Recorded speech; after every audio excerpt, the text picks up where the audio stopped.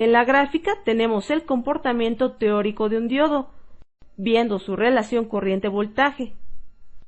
Cuando el voltaje se vuelve positivo, la corriente a través del diodo sube de manera indefinida. Cuando el voltaje comienza a ser negativo, la corriente se detiene y no fluye nada a través del diodo. De esta manera, el diodo se comporta como un cortocircuito ante voltajes positivos y como circuito abierto ante voltajes negativos. El comportamiento real de un diodo es distinto. Para comprobarlo, necesitamos un valor de voltaje de polarización para que el diodo comience a conducir. Mientras el voltaje positivo se mantenga debajo de este voltaje de polarización, el diodo no podrá conducir gran cantidad de corriente. Esto provoca que en sus extremos exista una pequeña caída de voltaje. Cuando se aplican voltajes negativos, el diodo se comporta como si fuera ideal. Sin embargo, existe un nivel llamado voltaje de ruptura. Aquí, el diodo entra en conducción y generalmente se destruye. Cuando se utiliza un diodo, se debe cuidar que su voltaje de ruptura esté por encima del máximo voltaje inverso que se aplique. Aquí tenemos el símbolo de un diodo rectificador típico.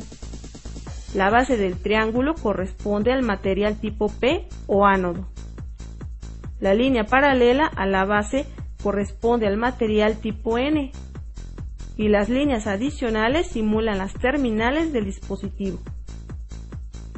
En un dispositivo real, el ánodo se encuentra en un extremo que no presenta ningún tipo de marca, mientras el cátodo corresponde al extremo donde se encuentra una banda identificadora. Estos diodos semiconductores presentan en su extremo derecho una banda que identifica la posición del cátodo.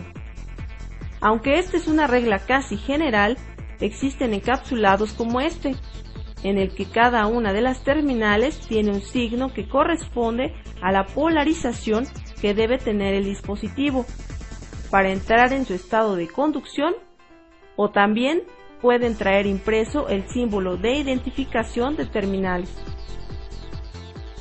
Para comprobar si un diodo semiconductor se encuentra en buen estado, se puede utilizar un multímetro digital, que en muchas ocasiones ya incluye una escala especial para medir estos dispositivos.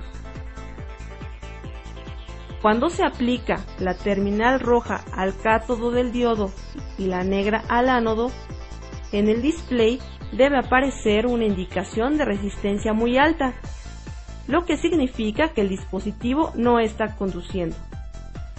Si se invierten las terminales, el despliegue cambia a un valor que puede oscilar entre 0.5 y 0.8 volts, lo que indica que el dispositivo está conduciendo, pero que tiene un voltaje de polarización de X voltios. Si el multímetro no incluye una escala de prueba de diodos, esta medición se puede hacer aprovechando las escalas para medir resistencia. La perilla del multímetro se coloca en una escala de resistencia alta y se aplican las terminales a los extremos del diodo. Cuando el diodo esté conectado en inversa, la pantalla debe marcar una resistencia casi infinita, mientras que al polarizarlo en directa, esta resistencia baja considerablemente. El valor exacto depende del tipo de diodo que se esté probando. En cualquier caso, en una dirección el diodo conduce y en la otra dirección no. Si en ambas mostrara una resistencia muy alta o si en ambas indicara conducción, el diodo está defectuoso. Estamos tan acostumbrados a utilizar la luz eléctrica que pocas veces nos detenemos a pensar que en realidad la forma en la que llega esta energía a nuestros hogares es en forma de corriente alterna. Aquí es donde entra el diodo, en una labor de conversión de corriente alterna a corriente directa, pues prácticamente todos los circuitos electrónicos funcionan mediante una corriente directa. Vamos a armar un circuito para convertir corriente alterna en directa. Tenemos conectados un transformador de 127 a 12 volts, dos resistencias de 1 kΩ y un diodo rectificador común. Ahora se colocan las puntas de canal 1 y canal 2 del osciloscopio a los extremos del diodo. Se aprecia cómo en canal 1 o resistencia de entrada el voltaje es alterno. Sin embargo, en la resistencia tenemos el semiciclo positivo. Se ha recortado la parte negativa de la señal de entrada. Así, a la salida tenemos un voltaje con una polaridad, un voltaje positivo o de corriente directa. Convertimos la corriente alterna en corriente directa gracias al diodo.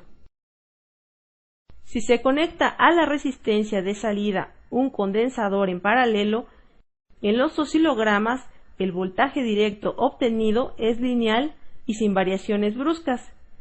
Aquí se convirtió una corriente alterna en directa. Analicemos el circuito.